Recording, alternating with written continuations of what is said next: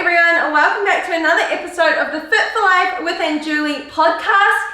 As you can see, I am not alone today. I have Sarah here, all the way from Sydney. Yeah, so good to finally be here. I can't even believe I'm like in your house right now. So we are in the home gym. If you're listening to this on Spotify, I also uploaded it to YouTube, so you can go check that out. We are in the home gym and we've got a whole lot of questions here to go through, and I'm super excited to have Sarah answer a lot of them. Let's do this. Okay, so first one is, what inspired you to start going to the gym? So honestly, I just wanted to sort out some health issues that I had, and I wasn't that confident in a bikini, so I did have, I guess, a little bit of an aesthetic goal. I just wanted to build that confidence and really sort out those health issues. Some of them were quite serious, so just learning how to eat healthier, having a bit of a routine as well, because I was in uni and I was kind of going to the gym occasionally, but I was petrified of it. It was so scary. And yeah, I just wanted overall kind of to develop some healthy habits as well. How do you overcome your fear of going into the gym? Because I feel like a lot of people listening to this would struggle. Yeah, it was literally just having a plan.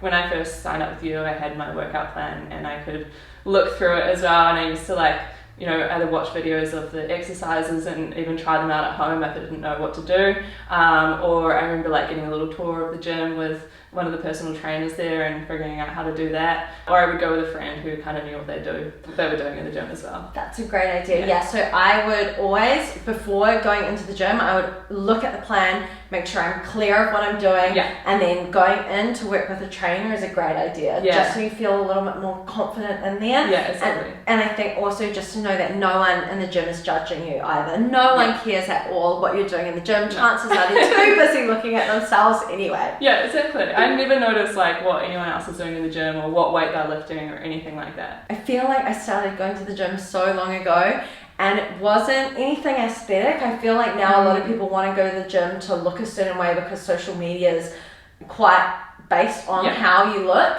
when it comes to working out and wanting to lose fat and build muscle and all of that. But I started going to the gym for stress relief. So I was at university as well, but I just felt so much pressure on me with violin, accounting, piano, that I just needed somewhere to let my energy out. That wasn't something that was so high pressure. But me being the type of personality that I am, I can't do anything halfway. So of course I got really obsessed with that. And fast forward 10 years, we're sitting in my home gym. I literally love working out and taking care of myself. So it started off as stress relief and just became an absolute passion. Yeah, so I love that. And it is such good stress relief as well. Yeah, definitely. Okay, number 2, what positive changes in your physical or mental health have you noticed since starting? So many. Oh my gosh. I think I knew I had some health issues, but I didn't realize how tired I was feeling and how bad my digestion was and all these things that you don't even realize are bad until you start eating healthier and looking after your health and nutrition. So yeah, I noticed my energy was so much better throughout the day from going to the gym in the morning and then eating healthier throughout the day and balancing my meals. Mentally, stress was a lot lower. I didn't even know I was stressed before with uni, but yeah, I was just had a lot better mental clarity and I was just a lot happier all the time. You get those post-workout endorphins and then they kind of last throughout the day, and I think there is that link as well between your gut health and your mental health too. So if your gut health is not very good, then it does have that link to your brain and your mental health is negatively impacted. So yeah, it just helped in so many ways. Yeah, I think Huberman Labs has a lot about gut health and emotional well-being, and some of his top tips for mental health is to make sure that your gut is on point. Yeah. You ended up starting off going to the gym and then deciding to compete. You started off, looking to become healthier, and then you decided you wanted to compete. I don't even know how one, goes as far as you have over such a short amount of time. It's pretty crazy. Sarah's now a WBFF Pro. Like you. Yes, we are both pros now.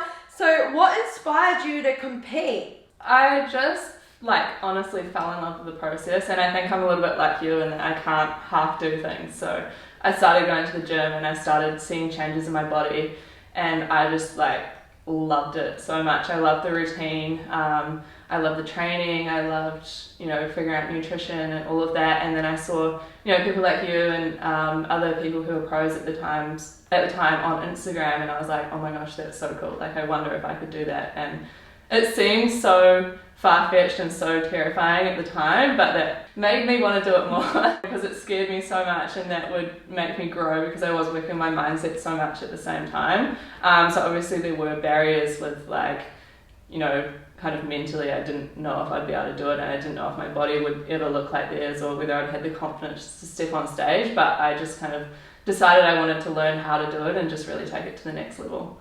And you did? 3 times? Show after show after show, and then you went pro. So that's pretty amazing. I feel like in that time frame you would learn a lot. So what advice would you give to someone looking to compete? I mean, obviously you get a coach. Yeah.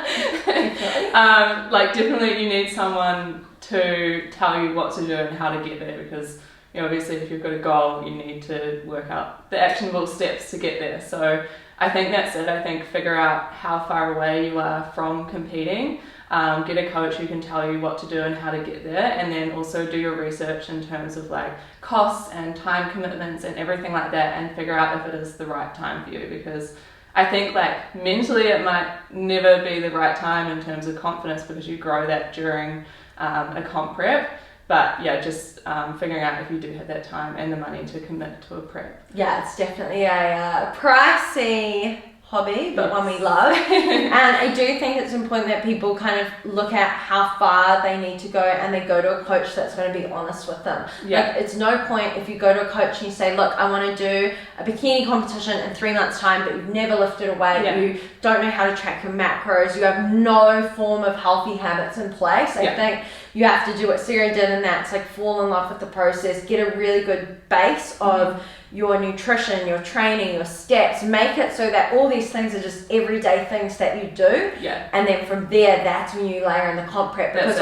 on top of all those things, you've got to add in your posing, you've got to add in the rehab work, which we'll talk about later, and so much more goes into it. And if you're trying to start that from scratch, not to mention by the time you need to shred for a competition, you actually need to have muscle, so that when you shred, you have some shape. That's it. And that's something I think I didn't understand at the start either. I can remember after I did my first shred, like, I'd probably been with you for a few months, and I was like, oh, I kind of want to compete, but I didn't really know what it involved, and you're like, oh, we should build some muscle first. So that's what we did. And we started, I mean, before Sarah moved on to comp prep coaching, we did, I think, 2 years building. It was 600 days, I think. Yeah, we did a lot of building. So it was like 8 kilos down in 90 days, but in those 90 days, I'm sure a lot of people would be like, oh, I would love to lose like 8 kilos in 90 days. I'd love to lose, 20 plus pounds in 90 days.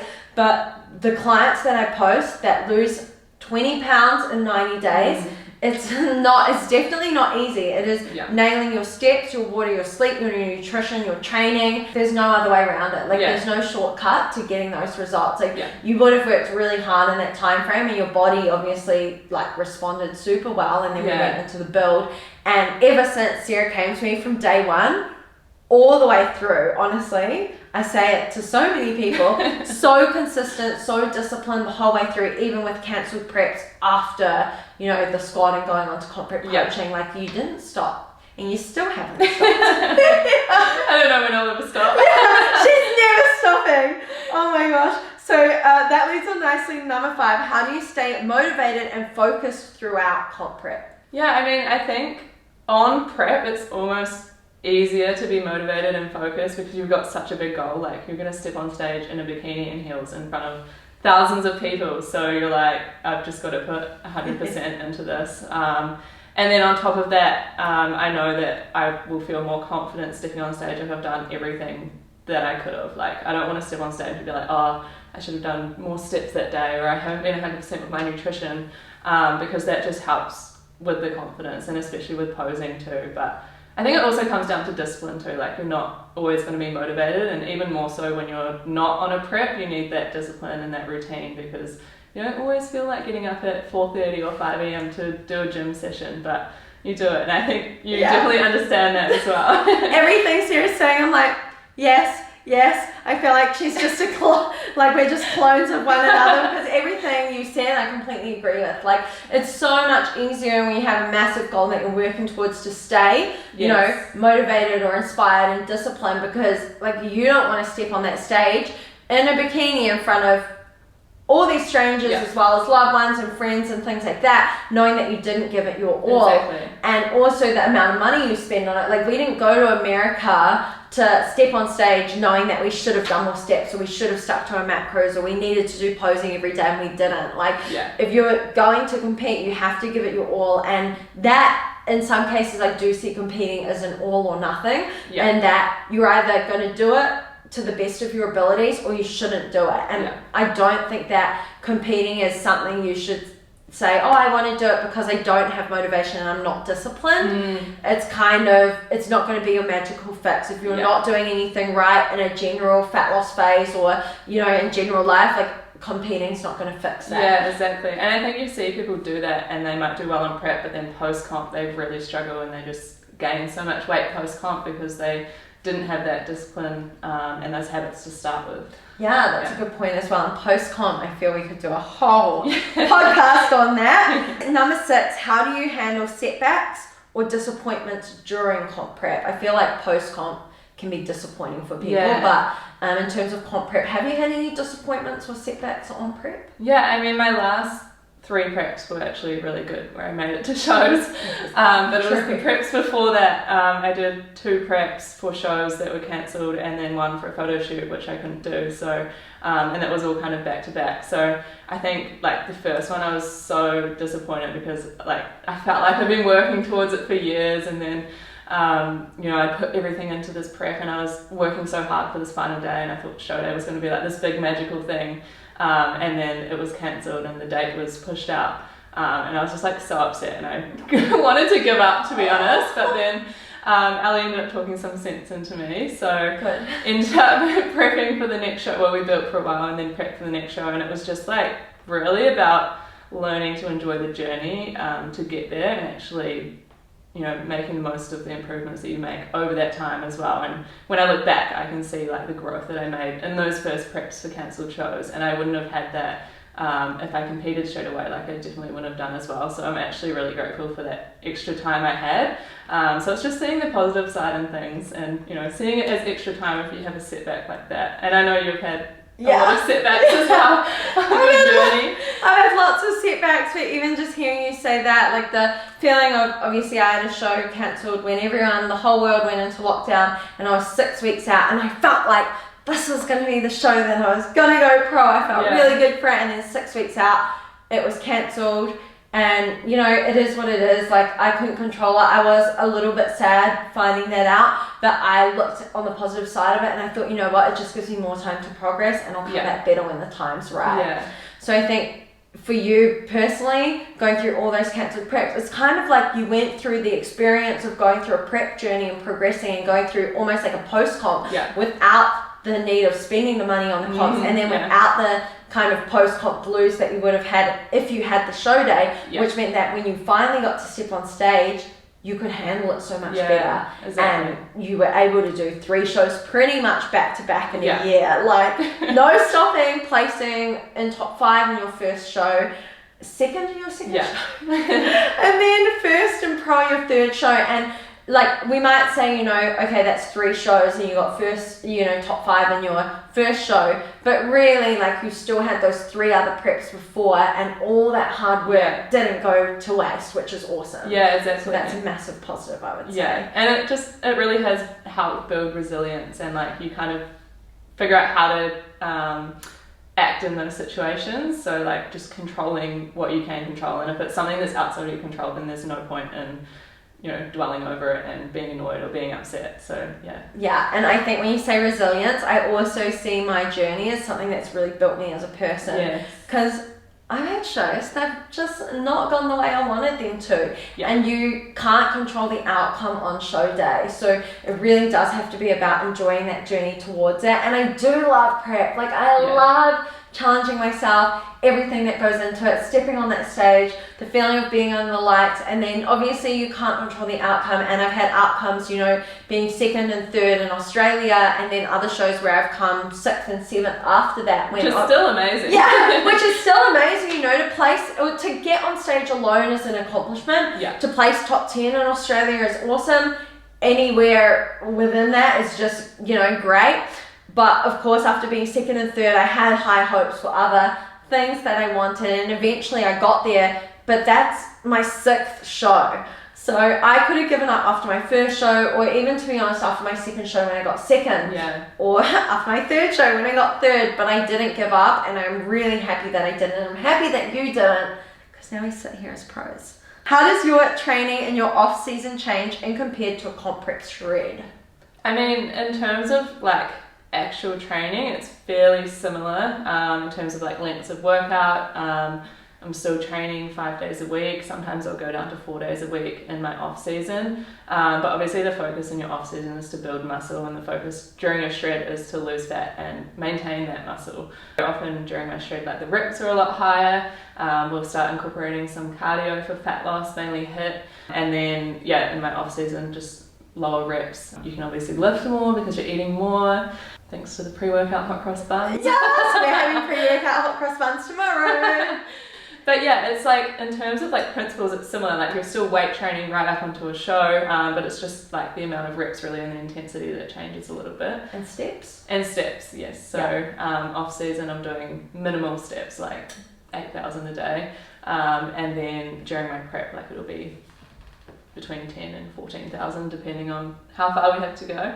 Yeah, awesome. So I'm currently on 8,000 steps as well, but I feel like when you're in a shred and you're used to doing 10,000 steps a day, I actually have to like be cautious of my steps, because I can find it really easy to go over my steps, and to be honest, like a lot of the time I am over my steps because it's just become such a habit. And so I think a lot of people that start their fitness journeys and they find out like, I need to increase my steps because maybe they're doing under 5,000 a day. It's really hard at the start to increase your steps, but once you build it up, I feel like it gets easier. And the same thing goes with water intake. It's hard to drink more water at the start, but it gets easier as it becomes more of a habit. Same with consistency going to the gym. It's hard at the start, but when you get used to waking up at the same time, going to bed at the same time, you just build a routine. And I truly think bodies love routine. They do, I think it's what we're built for. And like, it just gets so easy as well, and you kind of seek it out when you don't have it. I definitely crave routine, and that's why I love, when you come and stay, it's like, well, we're going to bed at the same time, we're waking up at the same time, it's easy. Don't make me stay out till like 10 o'clock. I know, I was just staying with my nana and granddad. I literally went to bed before them. I would too. I go to bed before my parents as well. Okay, number 8, how has competing impacted your life outside of the gym? So many ways. I mean, obviously we talked about like the mental and kind of health side of it before, but I think one of the biggest things is the people that I've met. Like, the people that you meet competing is just so cool, because everyone's quite similar. Like, you all have the same goal, and even though you're competing against each other, like, you make friends with so many girls. There's so many girls that I've met just through Instagram because they're competing. You make group chats, or you reach out to them and then you start going for walks, or you just do things together during prep, and like, you're going through this journey together that you just have something so big to relate to. So definitely meeting people, I think, has been the biggest thing. I think meeting people that are like-minded on a fitness journey sometimes can be really hard, because when you talk about, going to the gym, working out, eating better, and how good you feel, like, and you didn't realize how bad you felt before. So many people live their lives like not feeling good all the time, and you're feeling amazing, you're taking care of yourself, and you meet other people doing the same thing, and it's just such a good energy. Exactly. Like, everyone just, I feel like it's a lot more positive in that aspect, and everyone's so supportive. Whereas sometimes in everyday life, you might find that friends or family, although you might think that they have your best interest in heart, they might say things like, why are you going to the gym so much? Why are you eating that? Why aren't you eating this? Why don't you have a piece of cake? Why don't you drink out? The list goes on and on. And I think when you meet people through competing, it's like you really do have such similar interests. And even certain people have similar personality types. It's very like focus. That's it. I mean, like, I love all of my old friends and I'm still really good friends with them, but I remember, like, at the start of my fitness journey, you're having to say no to so many things, and you just feel like you're like changing your life so much, because you have to say no to going to parties or drinking or going out and eating something that you can't have, during a prep. And like, at the start it's really hard, but then you meet these new friends who like align with your new goals, and you can kind of have a balance of both. But it's just such a cool thing meeting other people with a similar mindset. I feel like it kind of normalizes it a lot. It does. And James Clear, Atomic Habits, you've read it. Yes. Yeah, I think I've read it so many times. But yeah, he also talks about like the community that's around you and how important that is when it comes to achieving your goals. So I think with competing, like you network with people on Instagram, obviously with the squad, the Facebook group, Instagram. Like I'm very big on social media for connecting with people because you just don't have that opportunity to meet people necessarily in your everyday life, especially if you spend a lot of your time, you know, working or commuting or in the gym. It's just so hard to. So I think using social media to connect with others, like the Angelique Fit Squad, connecting with one another, if you're competing, using the competing Facebook groups is a really cool way to network with people. That kind of flows on nicely. Number 9, how do you balance your training and nutrition with other aspects of your life, such as work, social events, and family obligations? I mean, I think there's probably 2 parts of that. Like there's prep and then there's off-season. Whole different worlds. So I mean, when you're on prep, like you've got that dial turned up to 100%, and you do have to be a little bit selfish sometimes. You do have to, you know, not go to some social events, or I mean, you can like go to social events, but you might not be able to, you know, drink or have the same food as them. You'll be bringing meal prep with you, so like you do have to forego some of that stuff on prep. But then when you're not on prep, you can have definitely a lot more of a balance, and you can pre-plan for dinners out, the odd drinks if you want to, and you can also just find things like socially that fit into what you're doing, like going for walks. I go for a lot of walks with friends to catch up rather than having to do something that's involved around food. There's actually a lot more. Then you realise it's not, you know, involved with food. I feel like when people say social occasions or social events and you think of catching up with friends, the first thing like I would think of before this life is let's go out for food, let's go out for brunch, let's go. I'm not really much of a drinker, but you know, at uni it would definitely be drinks. So a lot of social events are surrounded by food, and even if you go to the movies on a date or something, it's like, oh, there's food there, and I would always get the food at the cinemas. Not to mention is it expensive, but there's nothing that easily fits into a shred really there. So when it comes to like balancing things, I'm not gonna lie, I personally think comp prep is just not balanced, right? There's no way for you to be able to train as many times as you need to, do your posing, do your steps, get in all your water, sleep 7 to 9 hours, and try and maintain a big social life. Like I would have times on prep when I was so tired. The last prep I had, I was like way better, but I'd have times on prep where Ross and his family were going out for a meal, and it was midday on a Saturday afternoon, and I felt so tired I fell asleep on the couch and didn't go. And it's like you just have to save all your energy, and it definitely impacts, I would say, friendships as well as relationships. And it takes a very special human, which we are both lucky to have very special humans in our lives, that can actually put up with supporting you on a prep, because it's not easy for partners either. No, and I think it's about just managing those expectations as well, like having the conversation with family and friends about like what you're actually doing and why you're doing it, and then you'll find like most of the time people will support you anyways. Hopefully. And if they don't support you, like I kind of think, like, are they really your friends? Exactly. What about if someone is struggling to stay motivated and focused on their fitness journey? What advice would you give them? I think first of all, like have a goal to work towards, and that could be anything. Like it could be a comp, or it could be a photo shoot, or it could be like a strength-based goal even to work towards, and then you're obviously more motivated to work towards that, but also just build up those habits every day, build the discipline that you need to obviously get things done on your fitness journey, and it does come down to that routine and that discipline at the end of the day. I think having a habit tracker when starting out is a really good thing to do. So obviously, whatever your goal is, I really like the photo shoot goal, because someone came to me the other day saying they've booked a photo shoot, 3 months from now, that's their goal, and that's an exciting goal. We both love photo shoots. It's such a fun thing to work towards. It's a little less pressure than, say, a bikini competition. I feel like that's a pretty big goal. So you pick this goal, then work back from the goal in terms of how long you've got to the goal, what you need to do in order to achieve it, what habits do you do each day that's going to get you there, and then from there you can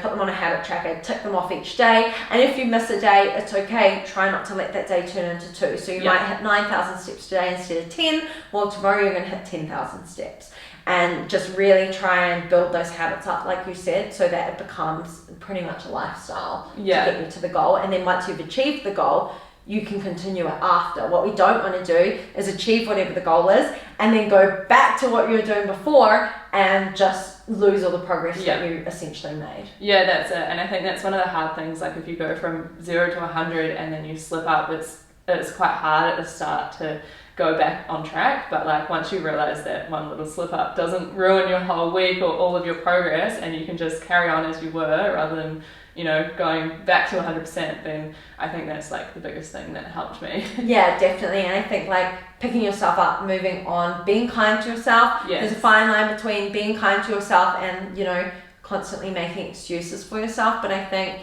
recognize what happened, it's okay, it's not the end of the world, pick yourself up, move on, and then keep going. And it's when we quit that we fail. So. Yeah, exactly. And it's building that trust with yourself as well, because if you keep giving up, then you're going to lose, you know, trust with yourself, and you won't trust yourself to stay on track. So yeah, once you have that trust, then you can kind of keep going a lot easier. Yes, I love that. And I said just today on my Instagram stories, I was talking about building confidence and building trust with yourself. Yeah. Like if you had a friend that you were going to catch up with, and every single time you plan to catch up, they're like, oh no, I can't make it. And they cancel last minute, just like you telling yourself you're going to do something, and then you cancel on yourself every single time.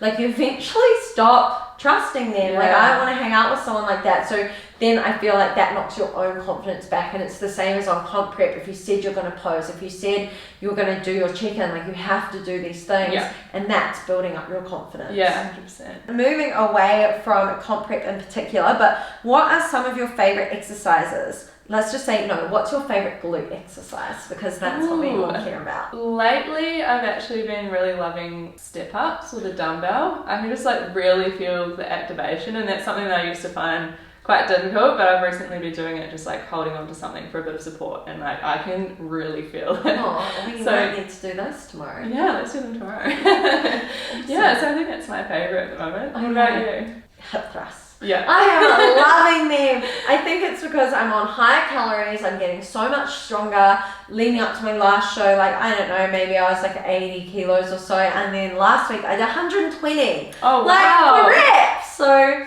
the strength gains for me in that is really good. But then something like step-ups, I also find them like quite challenging, and so it'll be fun to try those out tomorrow. Number 12, what is a common misconception about fat loss? Let's do one each and explain. One is definitely that you have to go to big extremes and do like an extreme diet with a name on it, like keto or, you know, any of those diets that are like trending, whereas you just need to be in a calorie deficit, and it can be quite moderate, and it is better obviously if it is moderate over a long time, so that you lose the weight slowly and you can keep it off. But yeah, I think that's definitely a big misconception. Straight away when I said it, my similar one was going to be that you have to cut out all carbs. So kind of similar as you mentioning keto. I feel like when people want to lose fat, the first thing they think, I can think of another for it too. So the first one is they think, okay, I've got to cut out all carbs, that's going to help me lose weight. And they'll often jump to something like keto, but you know, fats are obviously higher per gram, so carbs are only 4 calories per gram, fats are 9 calories per gram. So technically, if you were going to do anything, you would think someone would jump to thinking, okay, I'll go low fat because it's easier to go low calories as opposed to low carb. But in actual fact, we need a good balance of proteins, fats, and carbs. Carbs to fuel us, fats for our hormones, and protein to help with our recovery. And we want to build that muscle, if not maintain it. And then the second thing I would say, it always comes down to fat loss, I feel, when people are starting their fitness journey for a lot of people. And that is that you need to do endless amounts of cardio. Yeah. I think so many people will be like, oh, I want to lose fat, so I've been running X amount per day. And it's like, I do not run. No. Unless I'm running late, you won't get me running. Like, I don't enjoy it. I feel like it's really intense on my whole body.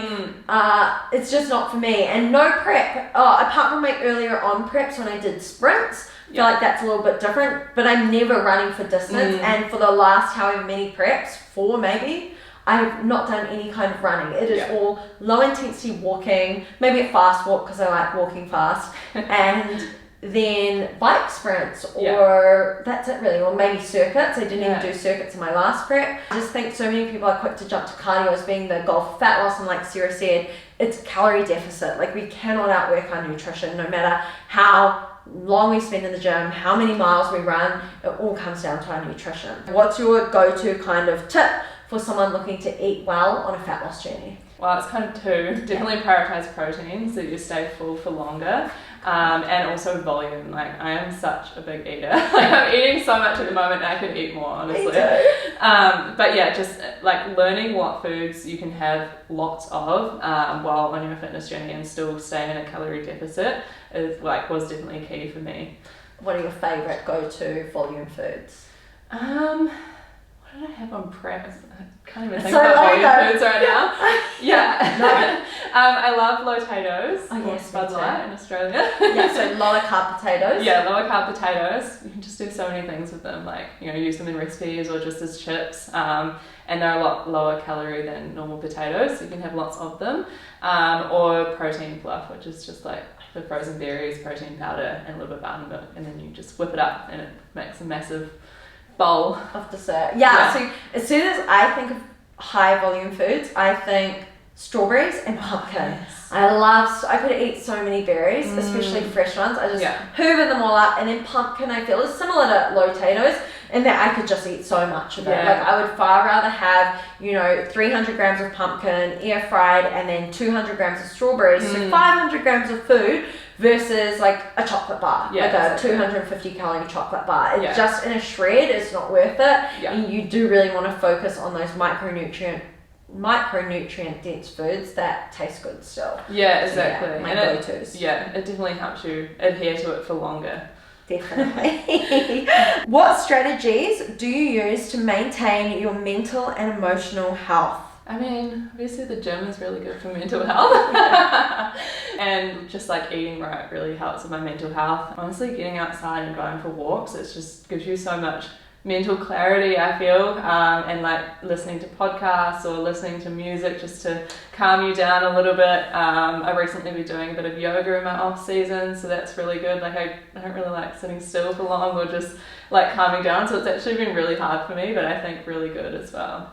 Even you saying like yoga, I'm like, yeah, it's hard. It's very hard to sit still, which is kind of weird because you'd think like sitting still would be the easy thing, but I also totally relate to that. And I think you having Archie, a beautiful golden retriever to walk. I think dogs are great therapy. If you have a dog to walk outside, I think that is a great way to wind down and chill out. I unfortunately don't have a dog, but I find for mental well-being, like, I definitely love getting out in the fresh air, getting some sun on my skin. I think sleep plays a massive role. If I'm overly tired or I'm not sleeping well, I just feel it really impacts my moods, and no one wants to be near me when I'm not sleeping well. That's horrible. So sleep, but then also like therapy, to be honest, I found super helpful post-comp. After the comp where I did New Zealand, I got to the leanest I'd ever been. I placed 7th, which obviously wasn't what I was expecting. I honestly needed someone to talk to after that, and I reached out for help. I got help, and I haven't been back to therapy since like lockdowns maybe, and I just feel like I'm in a mentally great place now thanks to going through that and talking to someone. But another thing I started doing last year in January is gratitude. So writing down 3 things minimum I'm grateful for every day. And to be honest, ever since January last year when it started off as 1 thing I was grateful for, it's now 4 to 5 things every day that I'm grateful for, and it has to be something different to the day before. And that just makes you constantly throughout the day pay attention to the little things. And I honestly feel so much happier each day by doing that, because it's like even on the darkest days I can still try and find, like, even on the very dark hard days I can still find something I'm grateful for, and that's like a good quality I think to have. I love that. That'd be cool to look back on as well. So I literally have a whole calendar for last year where every single day I have something written on it, apart from when I went to Australia for comp. Because to be honest, peak week was so busy, I was like grateful for every day. So I just left it that week. I was like, I'm grateful every day, so it's okay. But other than that, I can look back on that and see some of the really cool things I've done over the year. And I think that ties in nicely to journaling as well. And you just launched a comp prep journal. Do you want to talk about that? I feel like that's a good way to track habits, and also you could write gratitude in it. Exactly. So it's called the Prep Diary, and it basically has like a daily planner for 20 weeks, or as long as your prep is, And it has all the protocols for your prep that you can write on, you know, training steps, nutrition, supplements, posing, everything that you need. It has like a scheduling thing, so you can schedule everything in, and then it has a little section to write, you know, gratitude or mindset moments. And it's got just like tips and reminders as well leading up to show day, so like when to book everything and how to budget and packing lists and everything that you need basically to compete. So smart. Yeah. Such a good idea. Like honestly, if I was doing a prep this year, I would definitely get that, but I know I will when my time comes again to step on stage, because it's just something that wasn't in the market before. No. I literally would write everything on my phone notes or on a piece of paper, and I think to have everything in one place with those reminders of when to book appointments is so important on prep brain. Yeah, exactly, prep brain. Okay, any tips for a beginner looking to get started on their fitness journey? Get a coach. That's where I come in. Yeah, no, honestly, just get a coach, because I had tried to do it on my own, but I didn't know what I was doing. And I was probably doing more harm than good as well. And I was just, you know, like yo-yo dieting. I didn't know what to do in the gym. I didn't know how to track. I tried because I've heard about if it fits your macros, but I had no idea what I was doing. So yeah, it's honestly just get a coach. And I think also making that investment as well, and like actually paying for something will make you commit to it. I think I've shared my journey enough across all social media platforms to know how much time I wasted trying everything you can imagine. Even before I became a coach, I said the best thing you can do on your fitness journey is to get a coach. Yeah. And that was well before I started Fit with Truly. So I feel like that you saying it as well must mean something. I just think it's the best investment you can make in yourself, and I see it as like an investment in your future self too. You're investing in your health long term. It's, I don't know, I think it's a necessity, and that if you could have someone literally give you the plan that's going to get you to your goals a lot faster, why wouldn't you do it? It's like getting into a car and wanting to drive somewhere, and if you're like as lost as I am without maps, it's like trying to get there without Google Maps, you know? I just think it really maps it out for you. It takes the guesswork out of it, and it makes things a lot easier. Yeah, and it has such a flow-on effect as well. Like once you start achieving your goals on your fitness journey, you start like earning that trust in yourself, you'll just honestly give anything a go, and like it flows onto your relationships and friendships and work, like everything. I mean, since you started your fitness journey, maybe, is it over 4 years ago now? Gosh, time flies. Over 4 years ago, like you have literally changed your life. You moved countries, you changed jobs, you competed, you went pro. Like I feel as if you had stayed where you were at the point in time when you came to me, you wouldn't have gotten to where you are now, because your whole life changed. Yeah, definitely. When it comes to achieving your goals and you're starting out, getting that plan in place, and then just actually doing whatever the coach says. Exactly, staying on your own journey as well, your own plan, not what someone else is doing, because it's so specific to you. Yeah, random workouts, random results. Don't go on Instagram and try and copy what Sarah is doing. For example, if you look at how many calories she's on right now, and you start eating that, chances are you might find yourself gaining very quickly. So it's super important to have it tailored to you. What do you enjoy most about competing? I think, I mean, I already touched on the friendships, but I think like the whole prep journey, I just absolutely love, because it is so hard, and it does just like grow your mindset so much. Like you realize how much you can actually achieve, and I feel like once you're that busy and once you're doing so many things in the day, you actually end up fitting in more. Like I do so much when I'm on prep, it actually really surprises me, and you just realize what you're capable of. When it comes to competing, obviously we did speak about friends. I love the journey to it, and then every single prep, when I think I'm working hard, and then I do another prep and I'm like, okay, I've got to take it up another level. How do I take it up another level? I sure as heck somehow figure out how to take it to a new level. And every time I get better and better, and it's like the drive of progression that I love so much. And I think that's my biggest thing for competing, is just really that you versus you and getting better every time. It's such a high. Exactly. Like you get your stage photos back from one show and you're like so proud of yourself, and you're like, how am I ever going to beat that? And then somehow you do at the next show. Yeah, I literally look at my Atlantic City photos and I'm like, wow, this is the best package I've ever had, from head to toe, my shape, my posing, my bikini, everything I love. But then it's like, oh, am I done now? How am I going to beat that? Like I honestly started thinking like, oh, I think I might be done. Like I'm happy to end on that, but maybe I'm not ending on that. Yeah. Okay, let's do a quick fire. I'm just going to fire these out and we'll just answer them as quick as we can. How often should I exercise? Definitely depends on your goals. Yeah. When will I start seeing results? Honestly, within a few weeks, if you can really commit to the process. Like, I think I really started seeing results losing fat within probably 4 to 6 weeks after like 100% committing. Yeah, I think that's a realistic time frame. I think so many people give up after a week or two. Yeah. Yes, you could see results in 2 weeks, like minimal results, if consistent with everything, but most people take like 2 weeks just to learn how to track macros or to build up the habits. And then, yeah, around the 4 to 6 week mark is like a great kind of time frame to really start noticing some changes. Yeah. More than just visible, I think also mentally and energy wise. Yeah, and if you're building muscle, like probably a little bit longer. It takes so much longer. Definitely, especially if you're advanced. Okay, what should I eat before a workout? Carbs. So I normally have either crumpets with honey, at the moment hot cross buns, any kind of fast acting carbs. Yeah. What about you?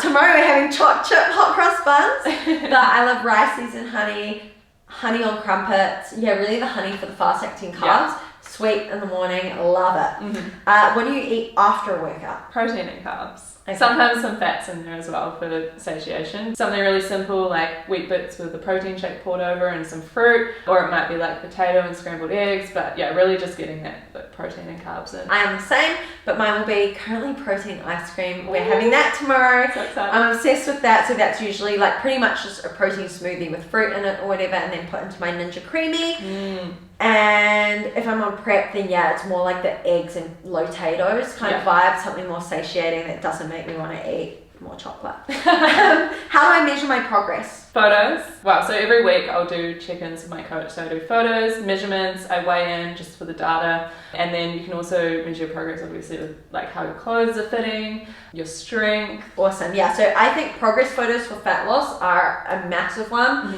Measurements and weighing in are okay sometimes, but if you find yourself getting caught up on the numbers, then you're probably better off taking progress photos and having a coach assess those photos, not you, because we are our harshest critics and you might not notice the things that your coach sees. Yeah. How do I prevent injuries during exercise? Let's switch this around to, you've obviously had a few injuries in your journey, so what advice would you give to someone wanting to prevent those injuries? I think the main one is like get an expert early on. So go to a physio as soon as you have like a little niggle, because it's probably going to turn into a bigger injury. So I had kind of like a niggle in my back. I had tightness down one side of my body, and I was always just a little bit off for probably like a year, and I just didn't go to physio. And then I was wakeboarding and I just felt my back go. So it turned into a much bigger injury that took a lot longer to heal. So definitely get an expert early on, like a physio or an osteo that can help you, and actually commit to doing those rehab exercises. And then also just prioritizing recovery, so warm up and then stretching afterwards, foam rolling, things like that, and rest days to make sure that you're not overtraining. Definitely overtraining, and then form as well, I find. Like obviously make sure that you're prioritizing form over weight, because so many people start ego lifting and then they run the risk of getting injured, especially if they're not warming up properly. Should someone use supplements? You don't have to. I personally love them, but yeah, I think it's about putting in that effort first and realizing that supplements aren't a magic fix, so they can definitely help you along your journey. You know, they can help with getting your protein in, your energy, your recovery and everything like that, but they shouldn't be used as a quick fix. Definitely. Nothing really to add to that. Almost last one. How do I deal with muscle soreness after a workout? Yeah, so obviously only doing as much as your body is capable of, so you're not overdoing it. Warming up and cooling down, stretching, supplements. So I always take BCAAs during my workout. I find they definitely help with muscle soreness. And making sure that you're eating a post-workout meal that has those protein and carbs so that you can, replenish your muscles. Yes, definitely. I think eating enough food in general in order to recover is super important. And sleep. Oh, so important. Yes, I feel like we could talk all day and just give so many tips away. I hope you guys learned something from that. The last question I'm going to ask you is, what is next for you? Yeah, so this year I'm just building. So really committing to the build, eating all the food, training really hard. It's definitely, it'll be the longest that I've fully committed to a build, so I'm super excited. We've got some like investment goals and things this year, so competing's just not financially right. So we're focusing on that. And then next year I want to compete in Worlds. She clearly had told me that before. Oh my god! And I want to do a show before that, so Holy I have to heck! decide one of the earlier shows to do, probably in the US. Oh my gosh! Oh, I feel special that you said that. Oh, cool! I'm so excited for you. Wow. Yeah. Oh my gosh. So if you guys want to follow Sarah anywhere on social media, I'll put it in the links. I'll just put it in the links. It's so much easier to do that. But it's Sarah_WBFF Pro. Yes. I'm so excited to see you shred after this build. It goes to show how much time goes into getting ready for a competition, especially if you want to progress. You know, it's not like a 2-month or a 3-month build and then you shred just because you feel a little bit uncomfortable. Yeah. And that's also super inspiring for me because I'm going through my build now. I'm also taking a whole year to build. I feel like this year for me is a lot about helping the squad. It's about growing that, working on Fit Within Julie. It's about having quality time with Ross, quality time with family, hopefully getting to do some travel later this year, hopefully with family as well, and just, enjoying time out of a long deficit. Yeah. It feels great. Yeah, it does. And it's not like we're just letting go and like not doing anything in our off season. Like we're working hard, but it's just so nice to have extra time to be able to spend with, family and friends and do things you can't necessarily do on prep. Yeah, and even like for tonight we've got sushi and I don't have to like track everything to the dot. It's just so much more flexible. It's like being able to go out to a music concert and if I want to have a drink, I could have a drink. Yeah. And it's just that freedom. Most times I don't have a drink, but I could if I wanted to. And I think it's just really cool to have that freedom. And that's something for anyone that's going through a fat loss journey, you can look forward to. Like you don't want to live in a deficit forever, but the goal is to achieve whatever your fat loss goal is and then aim to reverse diet and get out of that while still working on the habits that got you into the position that you're there. So it's not like you just stop walking and doing your steps. You don't stop drinking water and stop sleeping 7 to 9 hours. It's just that you're able to eat more so that you have more energy and you can do all the things that you want to in life. So I don't think that, going through a fat loss, reverse and build is restricting by any means. I think that it gives you freedom because it enables you to be able to eat more whilst feeling good in your own skin and whatever you wear and everything you do. Yeah, so, definitely. Yay! Okay, that wraps up today's episode. Thank you so much, Sarah, for joining me. We are going to go have some sushi.